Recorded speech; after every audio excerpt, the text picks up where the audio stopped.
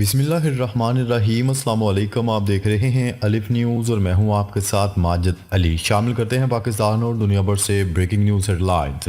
Saudi अरब में रहने वाले बाशिंदे खबरदार हो जाएं, अब सड़कों को नुकसान पहुंचाने वालों पर 1 लाख रियाल जुर्माना हो जाएगा।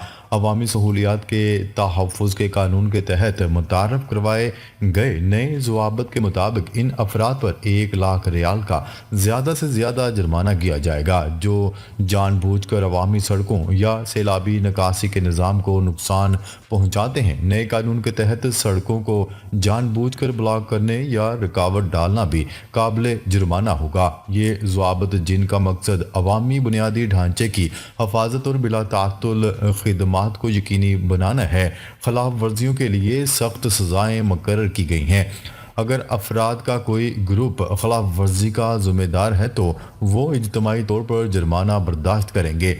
मज़ीद बरआं खिलाफ वर्जी करने वालों को मरम्मत के अखराजात समेत तमाम नुकसानात की तलाफ़ी करना पड़ेगी और ऐसा करने में नाकामी के नतीजे में रियासती महसूलात के कानून के तहत कानूनी ज़राए से अखराजात की वसूली होगी। ज़वाबित में गैर मंजूर शुदा तमीरात या सड़कों और निकासी आब के निज़ाम को पहुँचने वाले नुकसानात भी शामिल हैं, जिनकी मरम्मत के अखराजात का 10% तक जुर्माना 1 लाख रियाल तक होगा। अगर मुनासिब अखराजात नामा हासिल किया गया तो जुर्माना कम करके 5% कर दिया जाएगा। खबर के अगले हिस्से में बात करते हैं मोदी सरकार की जालमाना पॉलिसियों के खिलाफ किसान सरापा एहतजाज।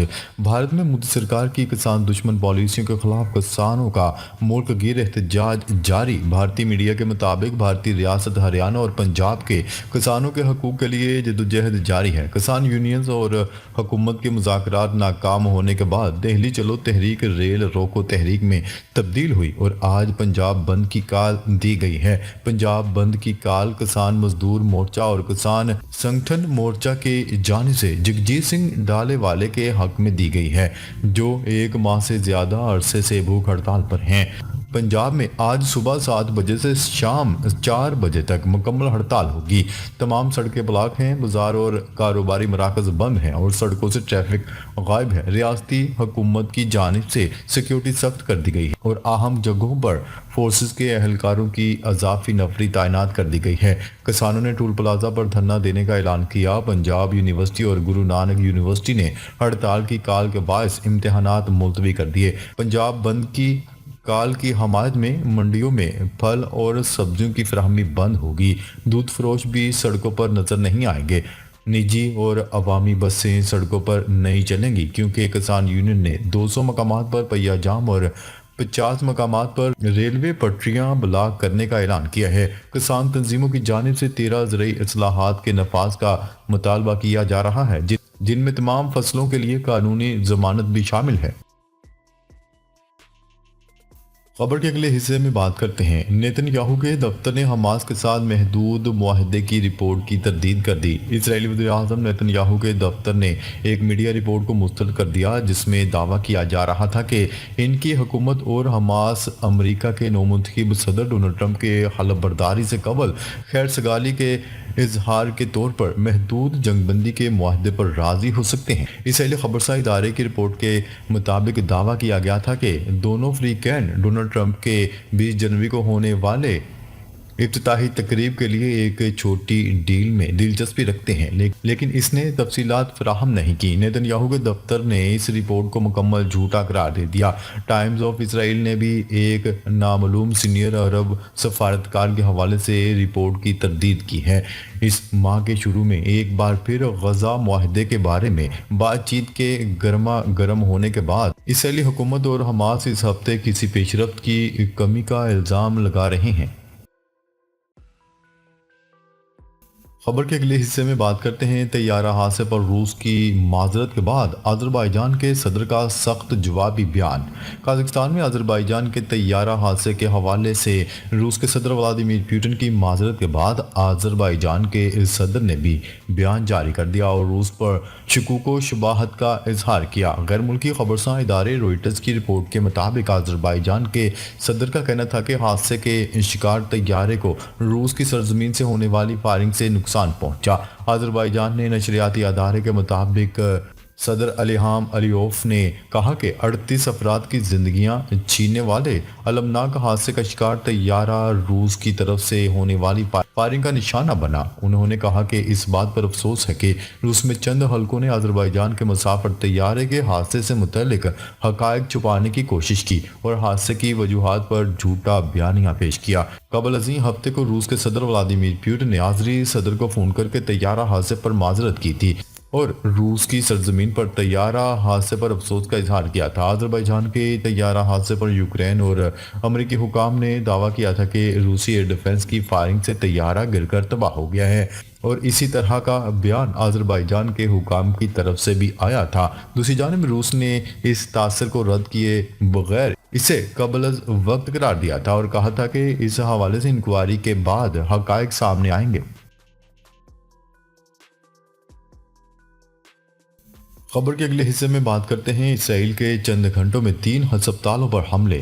اسرائیل کے چند گھنٹوں کے دوران غزہ سٹی کے 3 ہسپتالوں پر حملے۔ الوفا ہسپتال پر حملے میں متعدد لوگ بھی جھلس گئے۔ ذرائع کا بتانا ہے کہ حملے میں کم از کم 7 فلسطینی شہید ہوئے۔ جمعے کو کمال عدوان ہسپتال کو آگ لگا کر صہیونی فوج نے ہسپتال کے ڈائریکٹر اور عملے سمیت سینکڑوں افراد کو قیدی بنا لیا تھا۔ عالمی امدادی ادارے نے ڈاکٹر حسام ابو صفیہ کی رہائی کا بھی مطالبہ کیا ہے۔ دوسری جانب شدید سردی سے ٹھٹر کر غزہ کا ایک اور نومولود دم توڑ گیا۔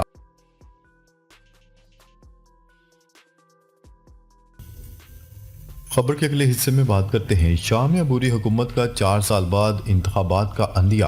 شام میں بشار الاسد کو حکومت سے الگ کرنے والی فورسز کے سربراہ احمد الشرا نے کہا ہے کہ ملک میں انتخابات کے انعقاد کے لیے 4 سال کا عرصہ لگ سکتا ہے۔ خبرساں ایجنسی روئٹرز کی رپورٹ کے مطابق احمد الشرا کا کہنا ہے کہ شام کا نیا آئین تیار کرنے میں 3 سال لگ سکتے ہیں، جبکہ شام کے عوام کو بڑے پیمانے پر تبدیلیاں دیکھنے میں بھی 1 سال کا وقت لگے گا۔ انہوں نے کہا ہے کہ ماضی میں نصرت فرنٹ کہلانے والی تنظیم حیات التحریر الشام کو قومی مذاکرات کے حوالے سے منعقد ہونے والی کانفرنس میں ختم کر دیا جائے گا۔ مذکورہ گروپ ماضی میں داعش اور القاعدہ سے جڑ گیا تھا، لیکن بعد میں اپنی الگ شناخت بناتے ہوئے جمہوری میدان میں اترنے کا فیصلہ کر لیا۔ بشار الاسد کو بے دخل کرنے کے بعد گروپ کی جانب سے مسلسل اعادہ کیا جا رہا ہے کہ شام میں اقلیتوں کے حقوق کا تحفظ کیا جائے گا، کیونکہ کئی حلقوں کا خیال تھا کہ گروپ کی جانب سے سخت گیر قوانین نافذ کیے جائیں گے۔ روس کے تعلقات کے حوالے سے بھی گروپ نے رواں ماہ کے شروع میں کہا تھا کہ مشترکہ مفادات کے تحت تعلقات قائم رہیں گے، جبکہ روس کے وزیر خارجہ سرگئی لاروف نے بیان جاری کرتے ہوئے کہا تھا کہ شام میں روسی فوجی بیسز کا مستقل دمشق کی نئی حکومت سے تعلقات کی نوعیت پر منحصر ہے۔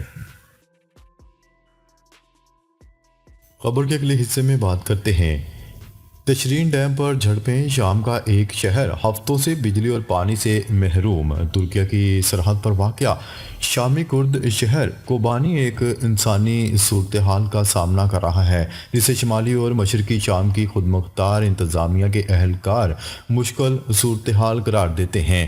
غیر ملکی خبرساں ادارے کی رپورٹ کے مطابق اس کے علاوہ ترکیہ کی جانب سے اس پر فوجی حملے کی دھمکیوں کے بعد اسے دسمبر کے آغاز سے منبج شہر سے کوبانی کی سمت انقرہ کی حمایت یافتہ شامی دھڑوں کی کوششیں جاری ہیں۔ شامی ڈیموکریٹک فورسز اور ترک حمایت یافتہ فورسز کے درمیان جاری فوجی تصادم نے دسمبر سے کوبانی شہر، جسے عین العرب بھی کہا جاتا ہے، میں پانی اور بجلی معطل ہے۔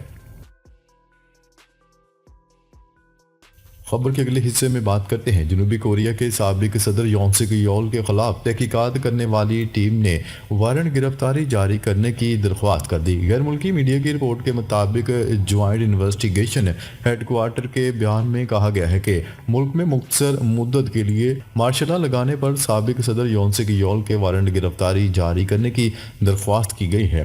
جوائنٹ انویسٹیگیشن ٹیم کا کہنا تھا کہ سابق صدر نے تحقیقات کے لیے ٹیم کے سامنے پیش ہونے کے لیے جاری کیے نوٹسز کو نظر انداز کر دیا اور پیش نہیں ہوئے۔ سابق صدر یون سک یول کے وارنٹ گرفتاری جاری کرنے یا نہ کرنے سے متعلق فیصلہ عدالت کرے گی۔ اگر یون سک یول کے وارنٹ گرفتاری جاری ہوئے تو وہ جنوبی کوریا کے گرفتار ہونے والے پہلے صدر بن جائیں گے۔